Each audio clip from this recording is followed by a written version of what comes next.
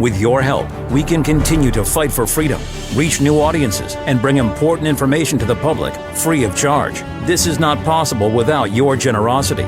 Join our quest for the truth and our freedom and donate today, telling it as it is. This is today's News Talk, The World Today. For The World Today, this is James O'Neill. NATO air forces from Poland, Romania, Germany, Spain, Norway, and the Netherlands scrambled jets overnight after Russia launched one of its deadliest strikes in western Ukraine, firing 476 drones and 47 cruise missiles.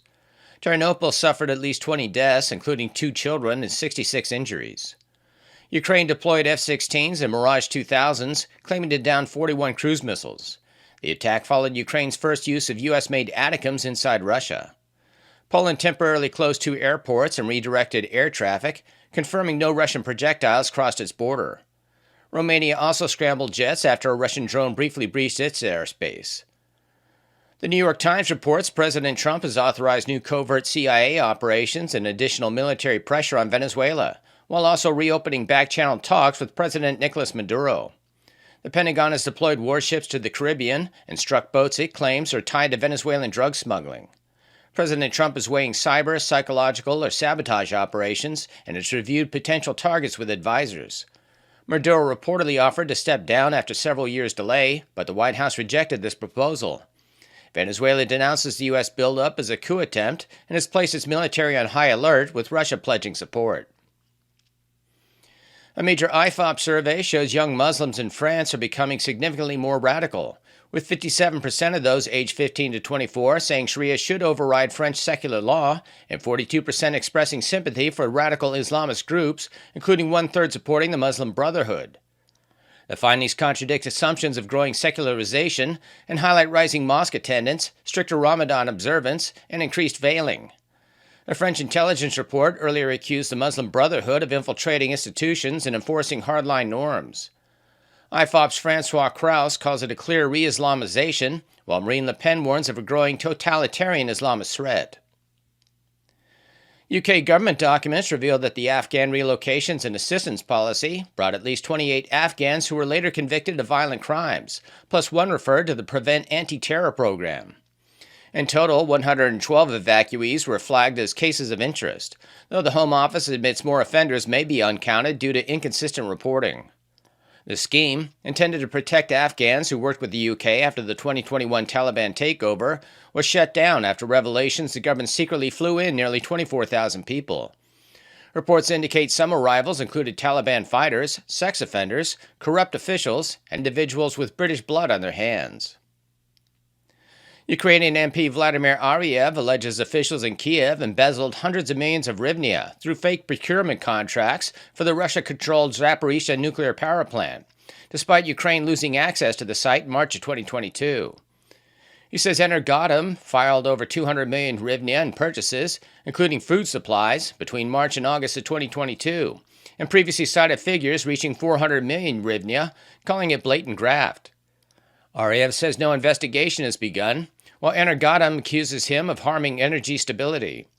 The scandal comes amid broader corruption probes tied to President Zelensky's inner circle. During an Oval Office meeting Tuesday with Saudi Crown Prince Mohammed bin Salman, President Trump had a contentious exchange with a reporter from ABC News. I don't know Reid Hoffman, but I know he spends a lot of money on the radical left. Reid Hoffman, in my opinion, should be under investigation. He's a sleazebag. And those are the people, but they don't get any press, they don't get any news, and you're not after the radical left because you're a radical left network. But I think the way you ask a question with the anger and the meanness is terrible. You ought to go back and learn how to be a reporter. No more questions from you. This has been James O'Neill for The World Today. With your help, we can continue to fight for freedom, reach new audiences, and bring important information to the public free of charge. This is not possible without your generosity. Join our quest for the truth and our freedom and donate today, telling it as it is. This is today's News Talk, The World Today.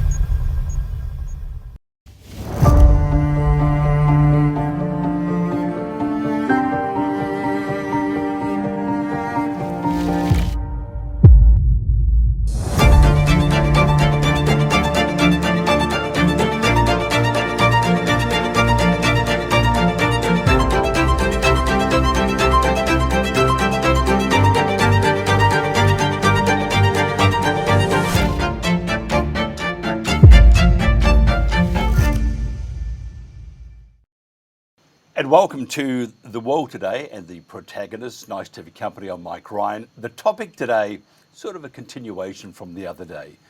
Today, excess deaths, a scandal you can't ignore.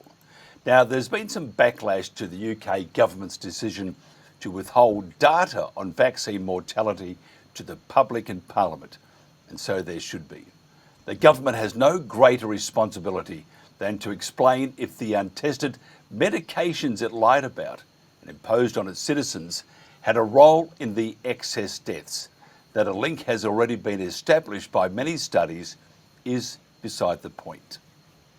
For too long, excess deaths and COVID-19 vaccine deaths have been brushed under the carpet by the politicians, the media, the medical pharmaceutical censorship complex, which so disgracefully operated in lockstep with the government. Accurate data on deaths and injuries, not tricked up numbers, would impose renewed scrutiny upon them all. Instead, we have seen England's Chief Medical Officer, Professor Whitty, and his Deputy Professor Jonathan Van-Tam given knighthoods, along with the Chief Medical Officers for Wales, Dr. Frank Atherton, and Scotland, Dr. Gregor Smith. While the government congratulated its own people died or suffered unnecessarily from the shot, which is still being administered, they still promote it, which is just disgraceful. The government must answer questions on vaccine mortality so there can be an end to this sorry saga. Our guests today are Robert Cibis, filmmaker, book publisher and editor-in-chief of Oval.media, Dr. Clare Craig, co-chair of the Heart Group, and finally Alex Kriel, a physicist and founder of Thinking Coalition. Thank you for joining me. Thanks for having us on. Thanks, Sally. Claire, I just want to know, Claire, if you can summarise what data was sought and why. Of course, yeah. So we had some data out of the UK government previously, mostly through the Office of National Statistics, but they had stopped publishing the later data. So as things started to go south, they just stopped publishing it. And we had real trouble getting data out of the ONS. So on this occasion, what we did is we approached the public health body who'd renamed themselves the UK Health Security Agency from Public Health England. And we asked them, because they hold the vaccine database. So they've got all the vaccination data. And in order to keep an up-to-date vaccine database, you have to remove people when they die. So they've got both the sets of data that we needed. And I approached them, and all I asked for was really minimal.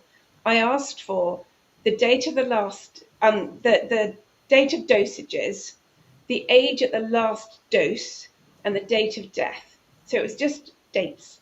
And I wanted, and then age groups of 10 years, so that you could have hide any kind of thing. You can't then sort of work it out and see who's who. So it was minimal data. And what we asked for was that these dates should be anonymized. And there's very standard ways of doing that.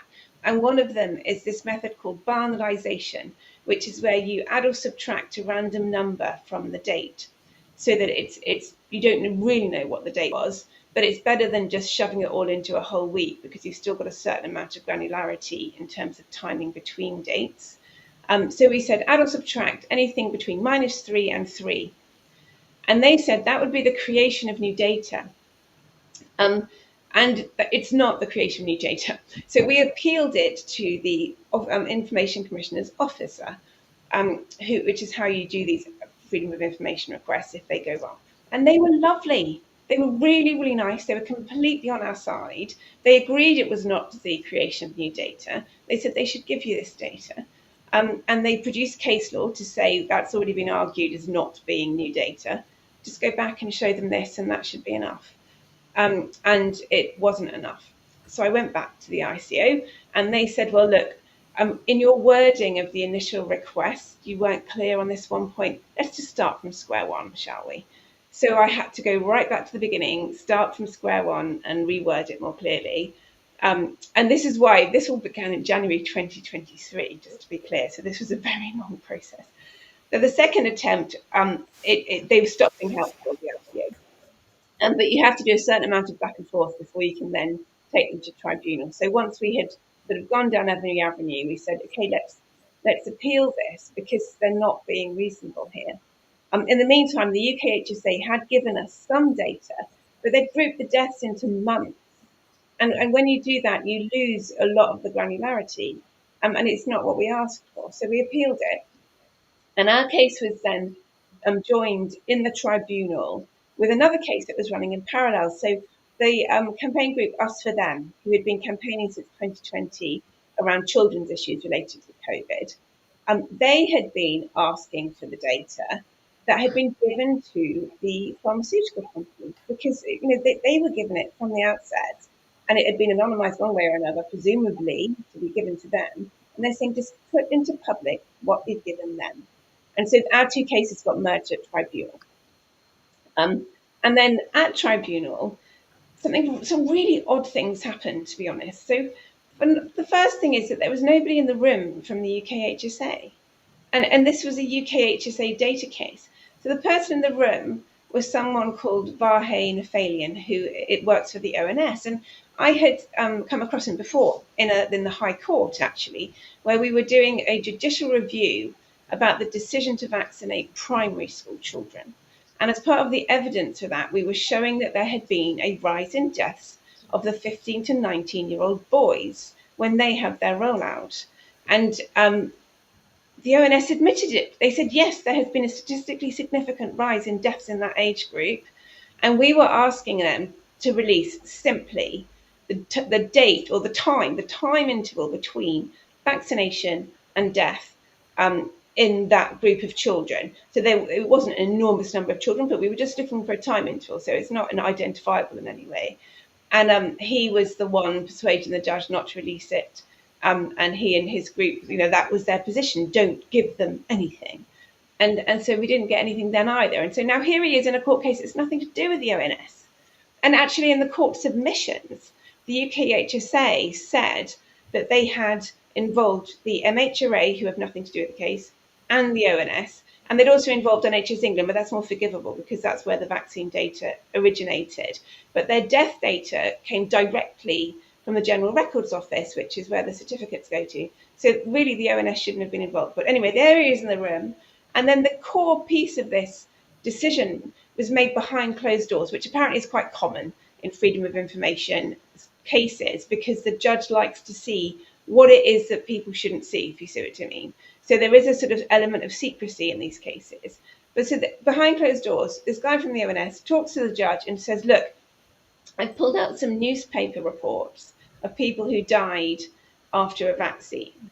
And I can show you the line on the spreadsheet that one of these newspaper reports relates to, and you can see how you could sort of figure it out if you had all the information. Now, there's several things wrong here. The main thing is, if you had 10-year age groups, there's no way you could figure that out because we were only asking for 20-year-olds and above, and 20 to 30 of them die every week.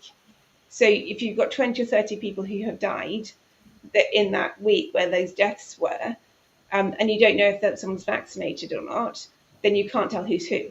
If you know they're vaccinated, that's a different story. But then you haven't learned anything because you already knew they're vaccinated. And we haven't got any other information. There's no names, there's no addresses, there's no cause of death. It's just dates.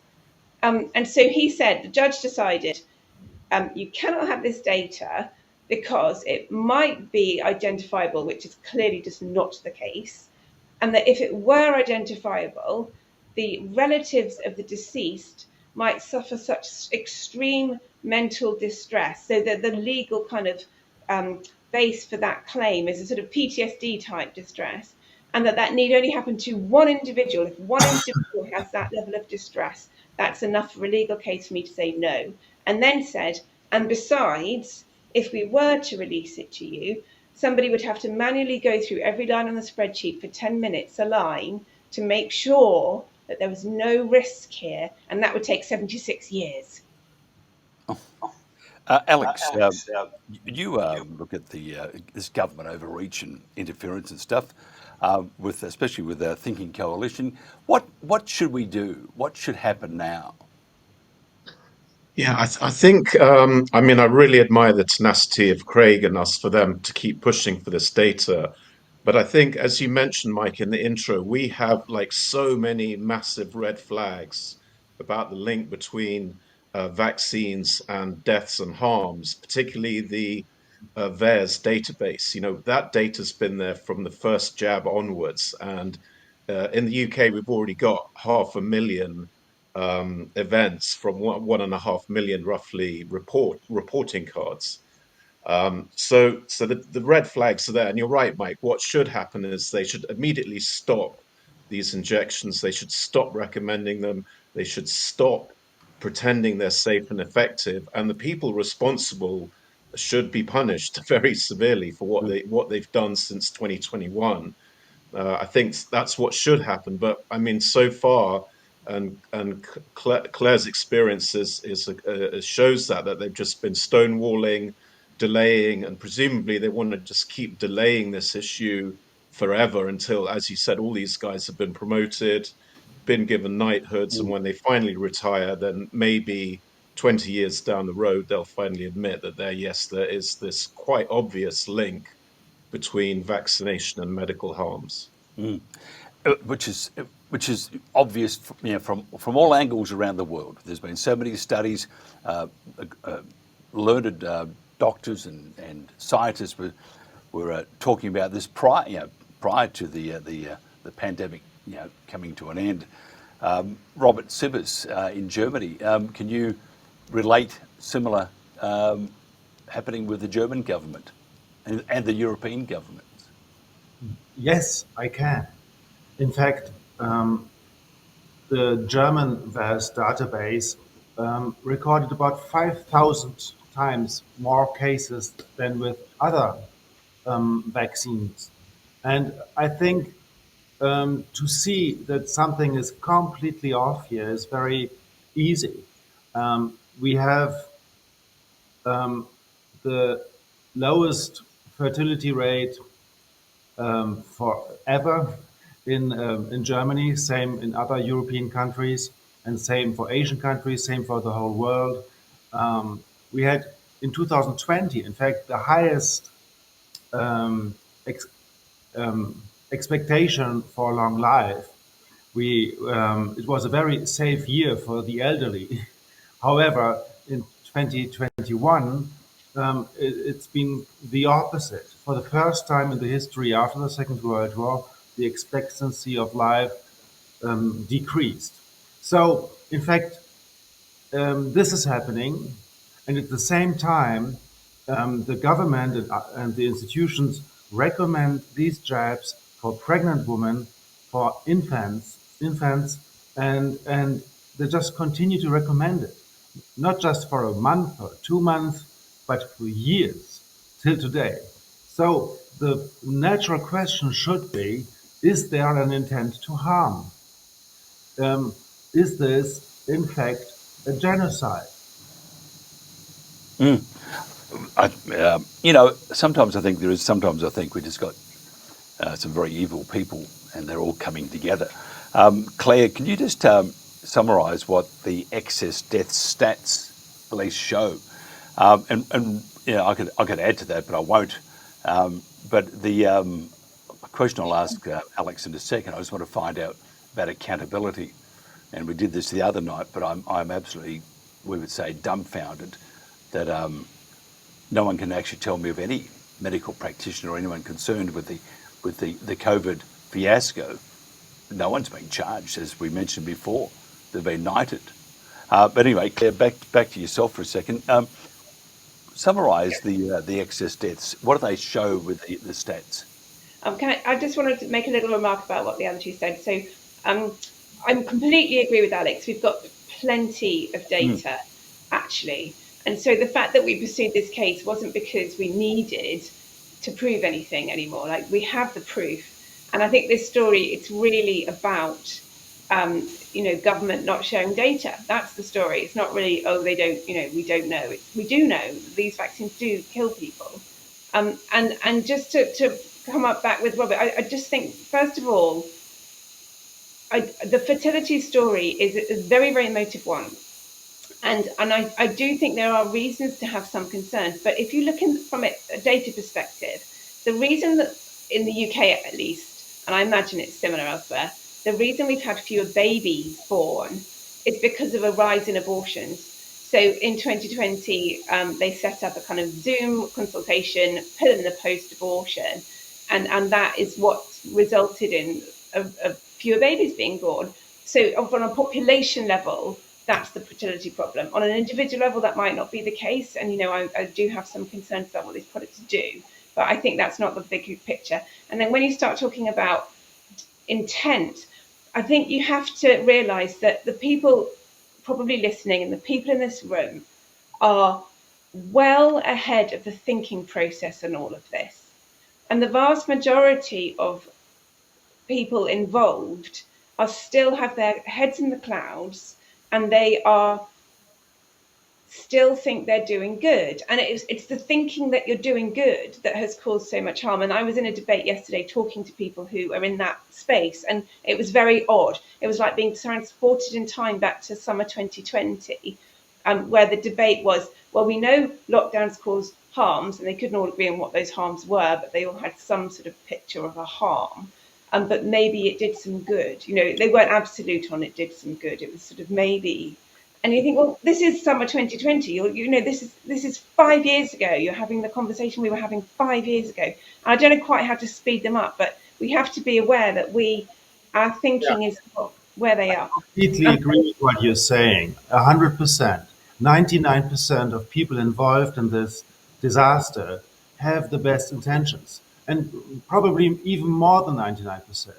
I analyzed this in a lot of different institutions. I had internal meetings with government officials. I can tell you all these decisions have been top down on all levels.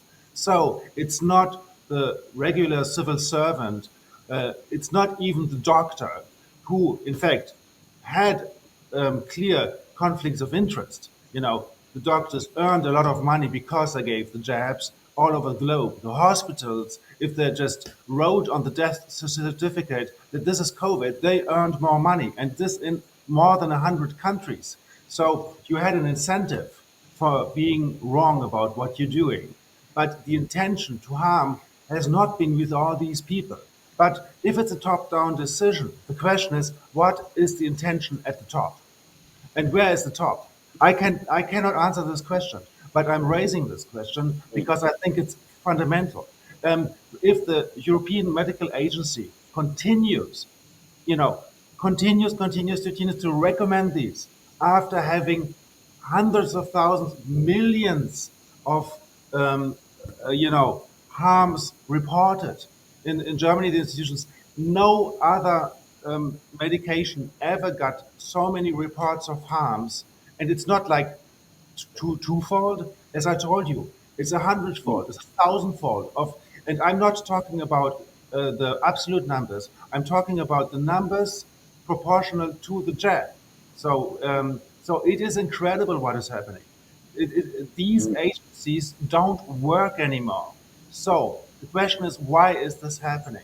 Of course, Yeah. it is happening because people continue to act this way because they have the wrong incentive or because they are not thinking and they don't want to harm. But as it's top down, I think there is an intent to harm because if not, you wouldn't give it to pregnant women. Just to give one example. So I wouldn't either, but I do think that there are even people very high up in this. There are certain things they cannot get over. They cannot get over the idea that a vaccine intended to prevent COVID can increase your risk of COVID. Like that's just beyond. They cannot think it. Even now, no matter how much we say it to them, they cannot believe it. And that is the main problem with this excess mortality: people dying of COVID because the vaccines have damaged their immune system, either in the period within 2 weeks of having one, or in the period when you've had a third dose and your immune system has the class switching to the wrong antibodies and starts to ignore the virus, and then the mortality really takes off in the boosted population. So they can't think like that. It's just beyond their thinking. And so they're still looking at the period after the 2 weeks. And when you look at that data, they think they're still doing good. They know that pregnant women were, dying, or were having that label of a COVID death on them more, but they think that meant they were dying more of COVID. They're unable also, which is appalling, to think about risk in terms of sort of absolute risk and say, well, look, let's say that those pregnant women did die of COVID, you would still have to vaccinate like 60,000 pregnant women and expose 60,000 fetuses in order to prevent one death. And that's assuming that your vaccine prevents all COVID death. So, if that should be the way they think, but it's not. People are bad at assessing risk, including doctors. They're bad at assessing risk. And so they don't see it that way. They just see it as, I saw a pregnant woman with a positive test die and I haven't got over it yet, and I'm going to vaccinate these ones. And there's a disconnect there that I don't know what we do. To answer the question, Mike, the excess death data, what it has shown is, obviously you've got the kind of COVID waves, lockdown waves, and the sort of within 2 weeks of a vaccine COVID death waves, which everybody knows about and were properly reported on. But then what we saw subsequently was that through, in fact, even starting a little bit earlier, but from 2021, we had too many deaths every week. So not in a wave, but every single week. And in 2023, it got worse. And what I've done is I've said, well, look, let's go back in time.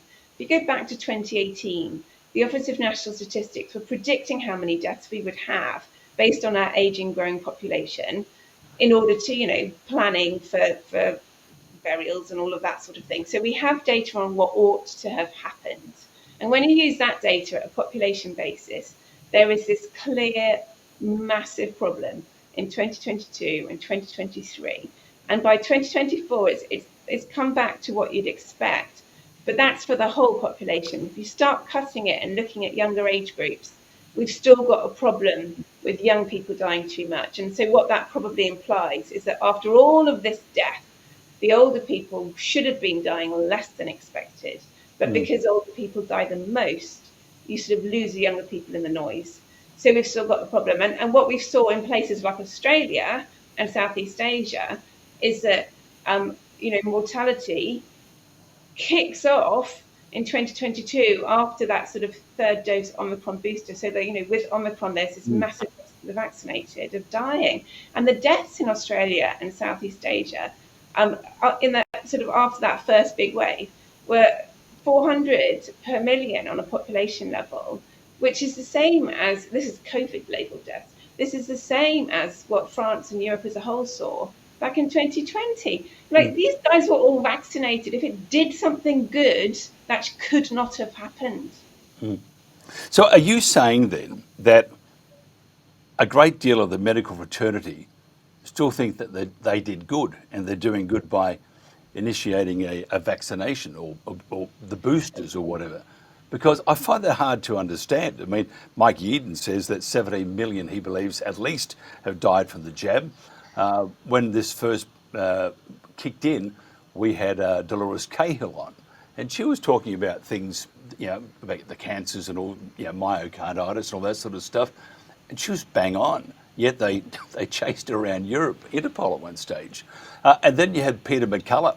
And Peter, in those days, was, and he still is, but he was spot on then. He talked, because he's a great heart specialist, he talked about myocarditis, and he couldn't understand why this had gone through in a matter of warp speed, as Donald Trump would say, and how they were allowing the deaths of people it was just keep giving them the jab. And any other trial, if you had one or two died, they would have stopped it immediately. So I don't understand.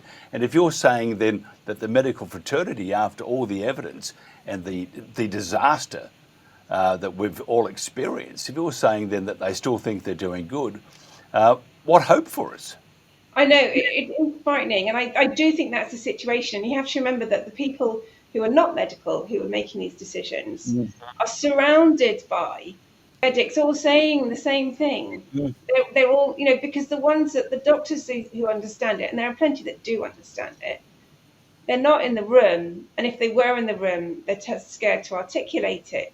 So the people who are speaking in the room are continuing to say the vaccines were brilliant. We've done a great thing here. We should keep doing it. Don't listen to those weirdos out there who say anything different. And so, there's a big problem with people surrounding themselves by yes men. Alex, I just mentioned before, I sort of preempted a question. It is obvious that these people, and even then Clare said that they get very uncomfortable if they're pinged about it, the medical fraternity. We know that if Mike Eden is half right, that's just dreadful. Why hasn't there been any accountability? Because the evidence is there. Is it that is what Clare says, that they believe they're doing good, or do we simply have the pig-headedness of your civil service along with the government? I think Robert's right. There's different levels, obviously, to control of this program, and I think we can all agree that 90+% of the people implementing it do think they're doing good. But the real architect's up at the top. I mean, that's a very mixed bag, and you can point to this Malthusian thinking. It definitely exists, but that's a very hard sell for a normal person to even begin to think that. So you've got maybe less challenging reasons are firstly, they're all associated with vaccine pushing. So Trump, who's famously the sort of opposition libertarian, he is totally wrapped up in Operation Warp Speed. Elon Musk recommended the jab. Jordan Peterson recommended the jab. The whole of the Reform frontline sort of opposition insisted on the jab being mandatory for care home workers. So they're all wrapped up in this. None of those people want to raise the issue or listen to the issue or hear the issue of the link between vaccination and death. So all those people are compromised, and therefore they don't want this debate. Now, the other thing is that a lot of these guys, directly, indirectly, are invested in mRNA technology. If you look at the Trump sort of circle of funders, JD Vance has invested in mRNA-related technology. Vivek has invested in mRNA technology, and they as a group, the sort of elite, I use that term in inverted commas, believe in this technology. So that there's just, I don't think, any financial incentive either for them to look into this, and actually there's a disincentive for them to investigate what really is going on with this jab, because if this link is so clearly and completely established, then that will hurt mRNA development and that'll hurt their investments, and that's something else that they don't want. Robert, what do you think? Because you've been listening to this and you have the experience from Europe, which is no different than the UK. Are we in for a long haul, trying to get them, one, to admit they're wrong, that they basically murdered people, and do we ever get the chance to hold these people accountable while we're all alive? I don't think so. I think the COVID operation is fascinating for the points you just stressed. In fact, in nearly every country in the world, you had the same illogical measures imposed by both the big corporations and public structures, including all governments. So I just counted it. It's 196 countries. I think just Belarus didn't really pressure its own population. So you have, in fact, a structure with both public and private. And you cannot really distinguish it because they have monopolies. Alex just mentioned Elon Musk, who is selling himself as a libertarian, but in fact is incredibly interwoven with public structures. And, Starlink and these companies are more than 90% publicly funded. So the question is who pays whom and where's the power. But after all, you see that you have an attack on the populations, because there's no other way of saying it. If you take the 100 most quoted infectious disease specialists in the world, epidemiologists, not one of them would recommend what the governments have done. These measures are good for centralization of power. They're good for digitalization of the whole society. and they're good for concentration of big corporations and killing smaller corporations. It's in fact an economic, a political, and a military coup against the population, and it shows, in fact, the power structures which we normally don't see. Because if we look up regular television, not that but the one we are making right now, they will not show the power structures. They, in fact, will show other people who, as actors, act and tell them, I am deciding this or that. How can a government, the UK, we decided these measures are good, when in 196 countries, these governments do say the same? There must be a question raised saying, did this government decide this at all? Where did the decision come from? How strongly is it coordinated? So again, the 100 top infectious disease epidemiologists wouldn't have done any of the big measures done in the UK and in all these other countries. So the decision isn't a medical decision. It is, in fact, a decision for the restructuring society, for strengthening central powers somehow. And I think if we debate about what the UK government should have done and shouldn't have done, we don't understand the reason for it. But to answer your question, Mike, and finish this last sentence, yes, of course, even though the UK government might not be at the core of all of this mess, you have to make people responsible. Because one big problem with the societies we all are stuck in is that the governments, the politicians, are not having a long-term responsibility for what they're doing.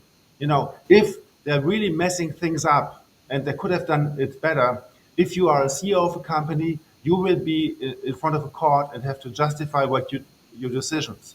If you're a prime minister or another important person in the government, you don't have to do anything. You're not responsible of anything. And this is a legal issue too. And I think if I would, be a candidate for a political party, I would say, look, if you vote for me, I take responsibility, legal responsibility for my actions and decisions.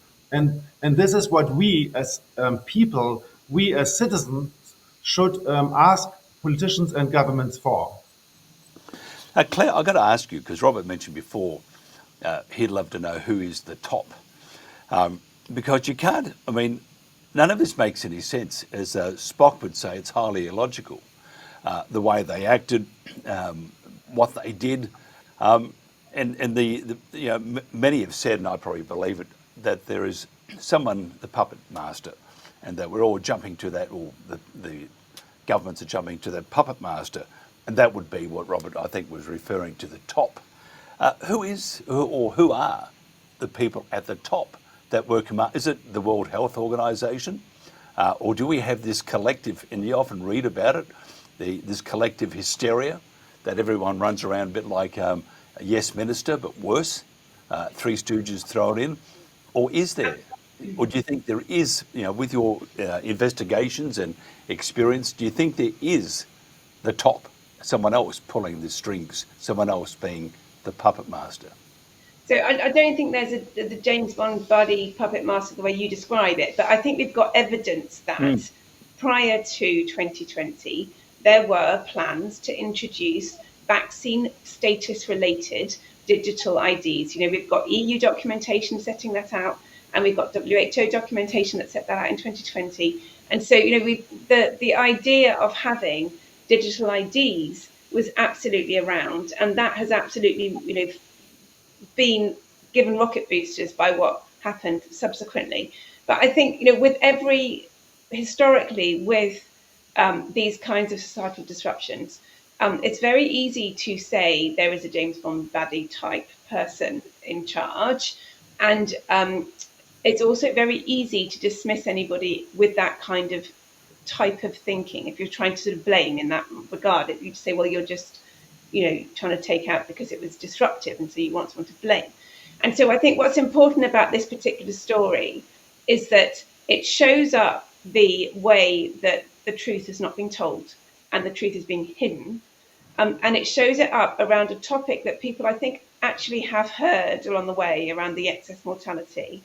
And those two bits together are quite discomforting, to say, well, people were dying too much and your government's trying to hide it. That gets people quite a long way along the line to realizing some of what's gone on.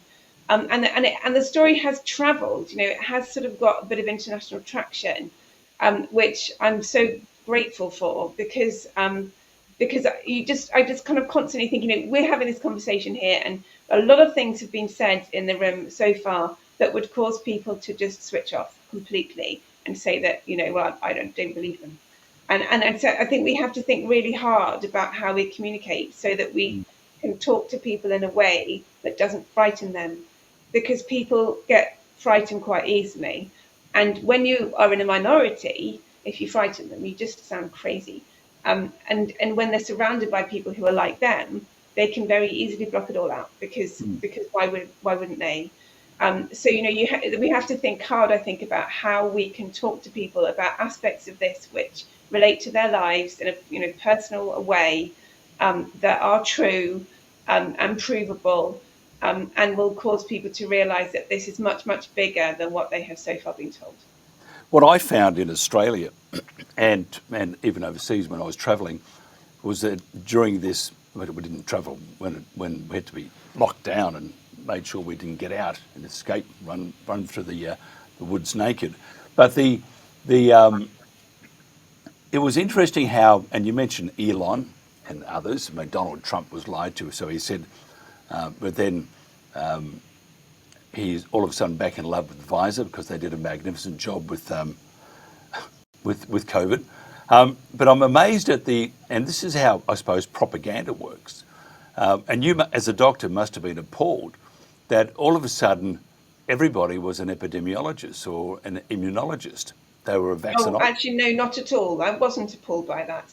I think that some of the some of the people who were doing their observations of real world data and analysing it were absolutely bang on and should not have been shut out as not having the right credentials.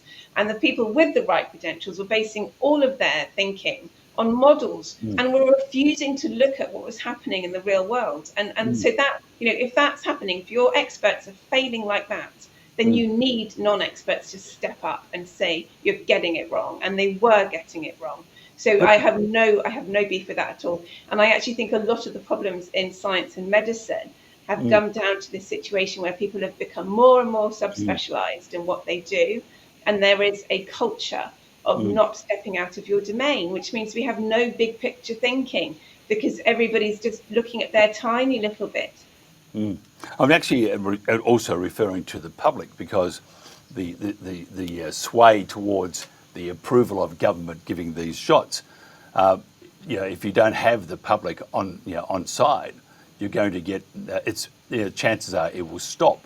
So by releasing the propaganda, anybody that came near a microphone or a camera that said otherwise, they were ridiculed and made to feel like their opinion. One minute they're a scientist respected around the world, next minute they're the village idiot, and that happened a lot.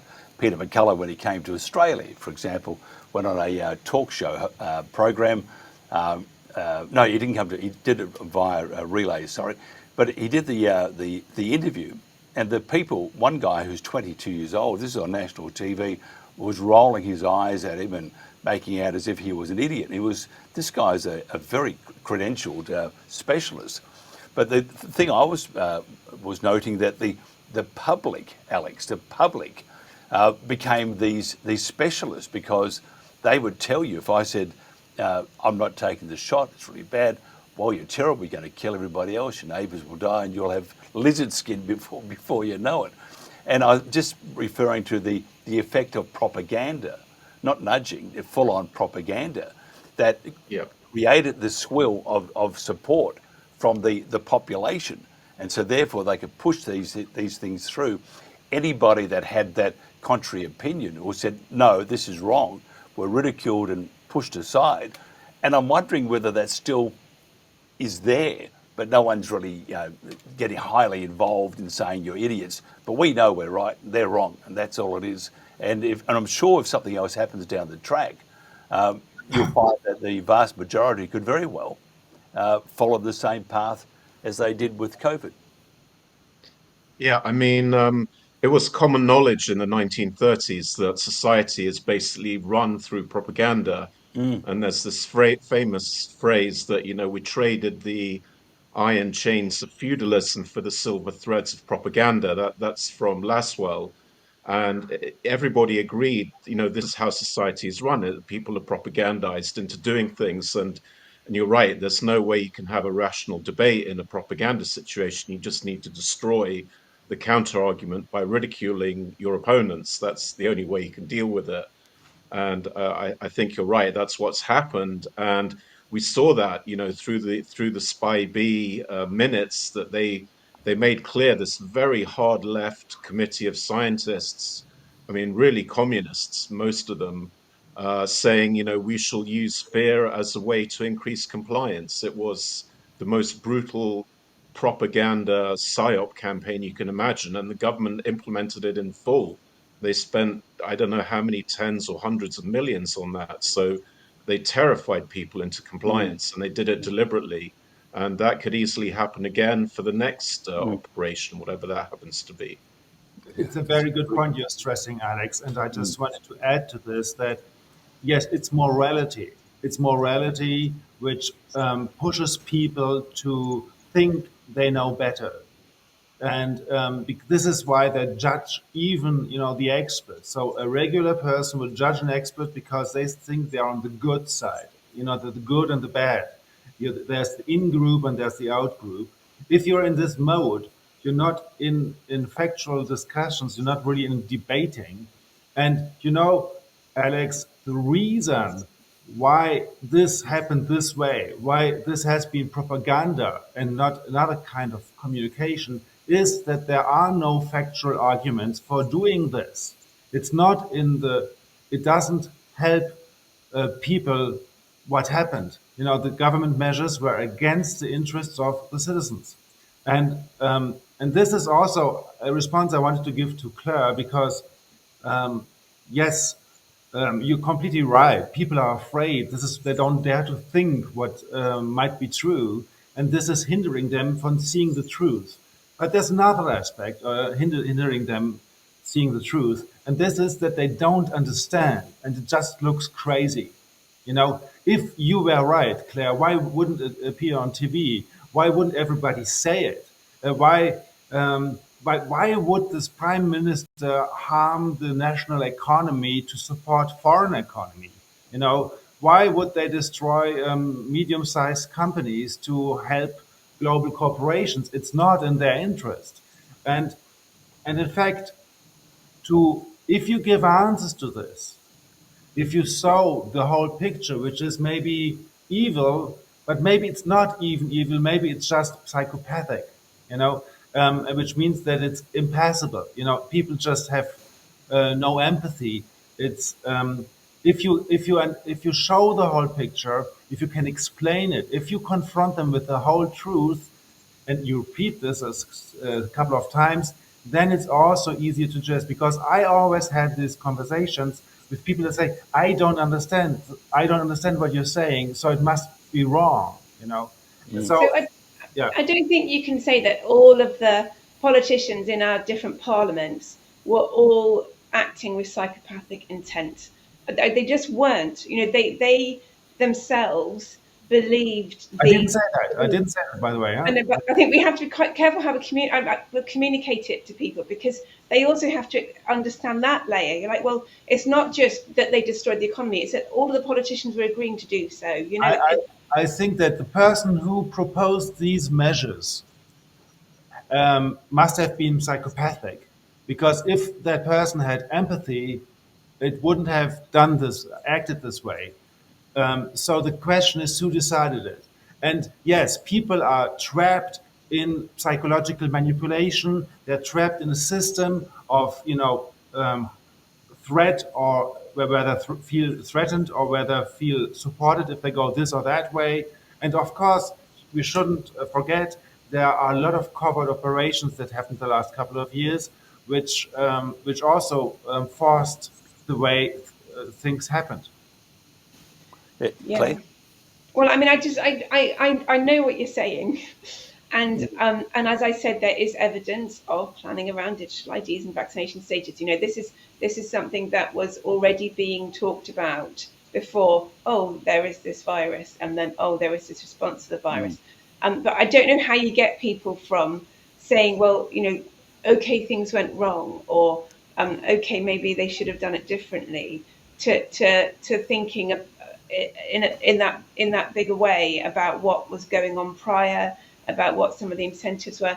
But I think talking about blaming and pointing at, you said who's responsible as if it's an individual, and I think a lot of what happened is the responsibility of just terrible thinking at many levels. And when you've got governments who are in a democracy and they are responsible for listening to opposition voices, and the opposition failed to oppose, and then the government deliberately shut down media opposition through the law, then those governments, even if some of the people within it had good intentions, they have destroyed the way that we do error correction in a democratic system. And so they are culpable because they failed to not only listen, but they stopped themselves hearing the debates.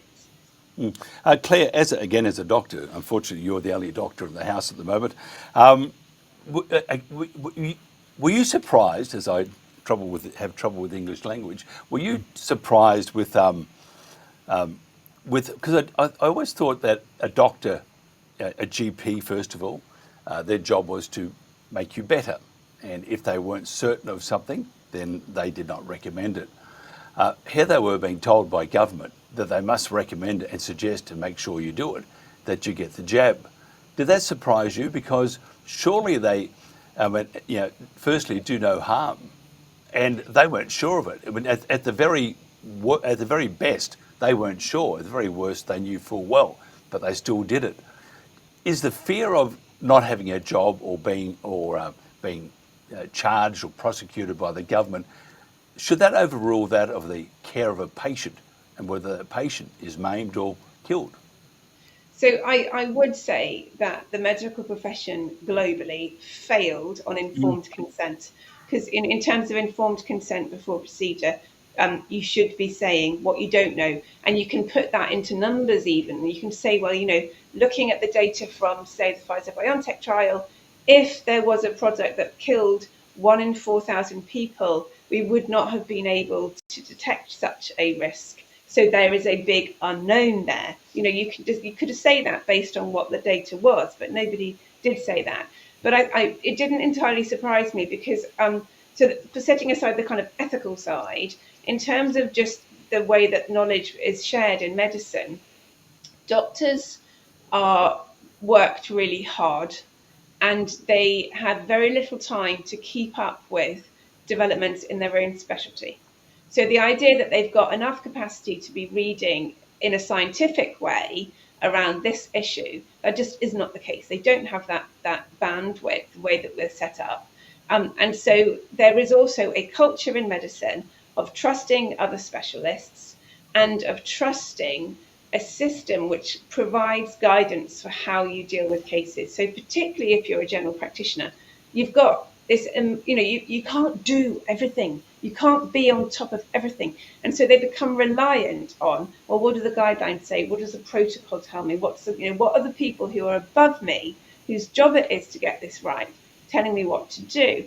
And for some doctors, it's difficult because even if they do have concerns, they're forced to follow these guidelines, or they're called, negligent. And so, if they haven't got evidence and proof for why they shouldn't, if it's a bit ambiguous, they're sort of forced to do it anyway. And so also doctors get propagandized. They were looking at the BBC every day. They're not immune to that kind of thing either. So it didn't entirely surprise me because of the way we're set up. And I think I'm an outlier, partly because I was working outside of the NHS in 2020, and I was offered furlough and I didn't take it. But nevertheless, my job ended in May 2020. I had time. I could do the reading. I could sort of do the stuff that I was taught at medical school, but they didn't have the time. They honestly didn't have the time. And the thing is that you can't say to them, well, the things you were relying on broke, because then where are they? They're completely on their own, trying to do something that's well beyond what one individual can keep on top of. And you've just destroyed their trusted sources for them. So they don't want to hear that. Do you think they'll get trust back, the medical profession, or is it gone forever? I know from my point of view, wouldn't go near it, although one of my best friends is a doctor, but he buys me drinks, so he's forgiven. But generally, I don't trust the medical profession. I've thought about this a lot, and I think that actually it's not all bad, right? We've got to a position where people are more skeptical, and that's probably not a bad thing, to just not take everything completely blindly. And I think the thing that sort of upset me is, I think when somebody is sick and vulnerable, they deserve healthcare workers that they can trust. But to be in a situation where that trust is built up as a relationship between two people, starting from scratch, saying, well, look, this is why you should trust me. And that, I think that's okay, actually, to sort of have relationships with people that are looking after you. But to just sort of say, well, we trust medicine, that sort of puts doctors into a high priest situation, which is dangerous. Alex, without the media, this obviously wouldn't have gone very far at all, because it would have stopped. The media were not a secret weapon, because they were out there, right in front, bringing the troops behind them. If the media wasn't there, what do you think would have happened? But they are there. We know the media is corrupt.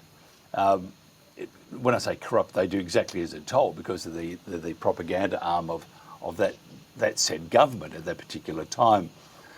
We don't look a lot also at the alt media, the independent media, and it's the revelations are coming out left, right, and centre that there are a number of independent media who are being paid to come out with a particular sort of narrative, follow the narrative, but maybe a little bit left, so that you don't get sucked in. Some call it controlled opposition. Which is worse, the legacy media who said, great stuff, go and get it, it's safe and effective. Oops, sorry about that one. Or do you think that the alt media are worse, or the independent media are worse, because they were doing it for the bag of gold, and they would say anything with slight nudging, slight twist of the narrative, but at the end of the day, the end result was exactly the same? Yeah, well, the first part of the question is, what would have happened if we'd had alternative media? That media would have picked up the work of Professor Levitt, and we would have proved conclusively, which is obvious to me, that the Ferguson model was completely wrong. That was proven in March 2020. So we would have known that all of the policy based on modeling was crazy. And if we ignored that in March, the empty hospital beds. In April, we would have stopped all this nonsense. Likewise, in early 2021, we would have seen the harms that would have been reported, and people would not have been told as a definitive statement this was safe and effective, which it wasn't. So none of this would have happened with a genuine media. Now, your second question is, what's more dangerous? If you look at the way of any government controls propaganda, they will always infiltrate the alternative camp that they don't want working, and they will disrupt it. That's also a fact. It's in those commission hearings that we had in the US, I think in the 1950s, where they disclosed all these methodologies, and one of them is the government infiltrating opposition and destroying it through internal conflict, misdirection, compromising individuals, and whatever else. And as to which is more dangerous, I don't think there's a good answer to that. They're both dangerous because they're all sort of gates to capture as you move along. So once one gate, they go into the next gate. Very dangerous. Robert, tell us your thoughts on that, about the control of, and it's not a whole lot of people out there doing it, but there is a control of independent media, and that through donations or helping a particular sort of poor broadcaster out or something like that, a pot of gold makes your life a bit easier, but they will come back to collect that debt. How dangerous do you think it is?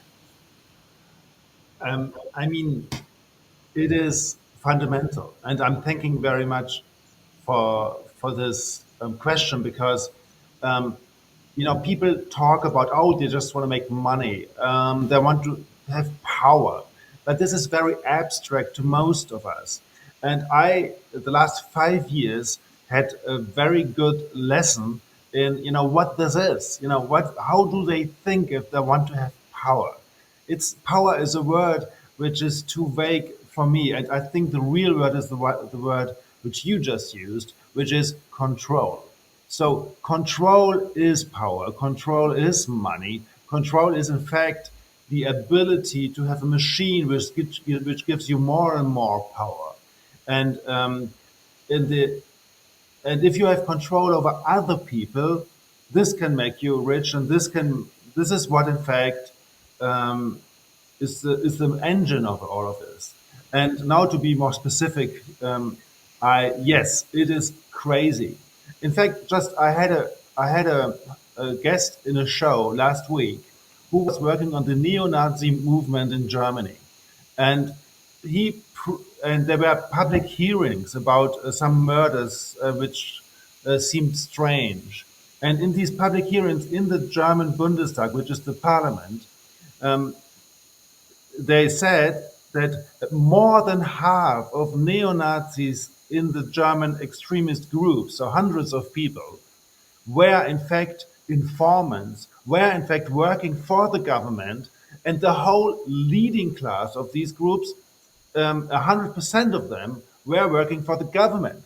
And I'm talking about Germany today, which is a crazy thing. If you now think about what is happening with alternative media, what's happening with political opposition, how important these groups are for the government, and if there are measures which obviously every expert would describe as harmful, and the government is selling that as useful, then you can, extrapolate. You can think, how many people are there? What percentage of alternative media? What percentage of opposing politicians would be in fact working directly for the government? And what the thing is, what Alex said is really good and interesting, but the difficult part of it, and this was the difficult part of it for me too, is what does it mean precisely? How does it look like if somebody is in fact opposing the government while helping them? And just I give you just two hints. One is you say the truth, but you add a bit of craziness to it. Then the truth seemed like weird. Or you say the truth, but you do have if this is nothing special. Like, yes, we've seen all the data, we've seen all the harms the vaccine is doing, but there's no medication which has no side effects. They are just side effects. But the overall balance is that it was very useful, that we saved millions of lives, even though there were some rare cases. I just give you a narrative. And so you can move this narrative. I give you a last example for this controlled opposition narrative. Yes, it is true that the virus might not be so extremely dangerous, but the virus is a bioweapon. It is coming from Wuhan military labs, which have been funded by the military department of the United States, which is in itself weird because China and the United States aren't there in opposition, military speaking. But this is another question. So if you throw the narrative of the virus being so dangerous because it's a bioweapon, if you do put this in alternative media, people might say, "Oh yes, a conspiracy came true. This is a real conspiracy." But in fact, what it is doing, it is pointing towards the virus as being dangerous, and not towards what has really been dangerous, which are all these measures, including the masks, including the social distancing, because it kills the psychological well-being of people, and of course these killer jabs. I think and I'll just wrap this up in a sec, 'cause we'll run out of time, but I'm just thinking here that if you look at, say, legacy media, that particular area they're in, they actually do it on, if you have a good station or good host or good programs, you're going to win the ratings.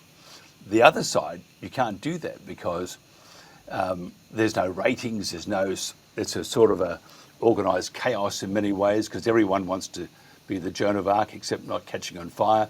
They want to save the world, and which is I don't know whether it's admirable or dangerous, but what they do is, and what is quite evident, and which is again distorts the truth, and it helps their narrative on the other side, is that instead of having a better show or better station or whatever, they'll do what they can to annihilate you. And if they do that, then they have a greater control. And you can do that by the pot of gold. They all need some dollars. You know, here's $4,000. How would that go? And before you know it, they're coming back to collect. So I think the independent media sphere or arena is very murky, because really, you know, I don't know who's paying who. At least with legacy media, you know who is paying who. Generally, you got the Murdochs and all those. So I think from one side, which is very important, which is independent media, to get the truth out, and that's how we got to this stage, because there were enough pushing it and pushing it and pushing it, and the sway of the public became so great. Having said that, a lot of that has been distorted, and as Robert said, you can throw in that little bit, just change it a bit, and all of a sudden you have them, whether they know it or not, they are moving down a particular path that is what is required from those pulling the strings. That's just my view, and I can actually back it up, but I'm not going to. I just want to know, just quickly, Clare, out of all this, we've seen some terrible, terrible things. Where to now? What can we expect? Well, I mean, there's two paths, aren't there? On the one hand, you know, the UK is producing 100 million doses of Moderna every year, mRNA jabs, and people keep talking about the next pandemic. So, you know, there is a pathway where things just get worse. But on the other hand, you know, when this article came out in the Telegraph about this court case, there were 1,500 comments, and you would work very, very hard to find any comment where people didn't understand what the issues were and what the problem was. So, you know, we do have a big split in our society at the moment, I think, between people who understand the issues around COVID and people who are in positions to talk about it in media and in politics, and just refusing to. So it's becoming more and more of an emperor's new clothes situation. And so, you know, I think that we will reach a tipping point with that. You can't keep hiding it. I don't know when the tipping point will be. And medical scandals historically have taken 20 years very often to be fully revealed. But we don't live in the world that we used to be in. You know, social media and alternative media might speed that up. So I don't know which trajectory we're on. And I think that's why we're all still working at this so hard, because we want to make sure we're on the latter. And there's someone's phone. Alex, what do you think? Where to now? Well, that's a great question. I'm afraid, you know, it looks like rolling crises is the way that these guys will run society. You know, we have to be frightened of the deadly pandemic. We have to be scared of climate catastrophe. Russia's about to invade us, so it's an endless pressure of crises that these guys are going to try and keep people in line on, and as excuses for sort of extracting money and power and control, as Robert said. And there will be a group which is growing that just has less and less trust in government going forward, and it remains to be seen, you know, how they can organize themselves and try and put a stop to this sort of creeping tyranny. Robert, where to now? I'm optimistic because there are several means of emancipation. And one of them is, in fact, that the digitalization, which in fact is a big means of controlling us today, it appears like this because it is a powerful means. It is also a means of emancipation, of getting information which in former times would have been very hard to get. So we have, in fact, a society which is more, how would I say, perseverant in understanding the mechanisms of power than ever before.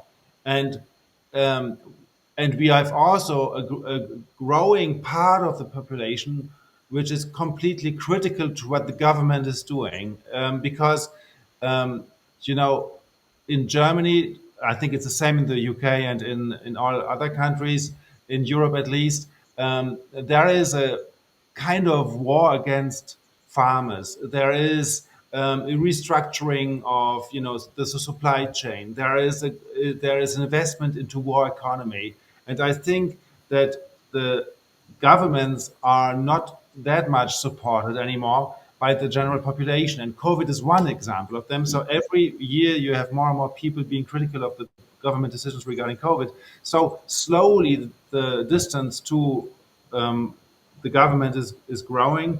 And this is why I think on the long run, we'll have a movement of emancipation. In the short term, however, we are going towards catastrophe, because I think that COVID was the beginning of World War III, and that we will have growing tension in most areas of the planet.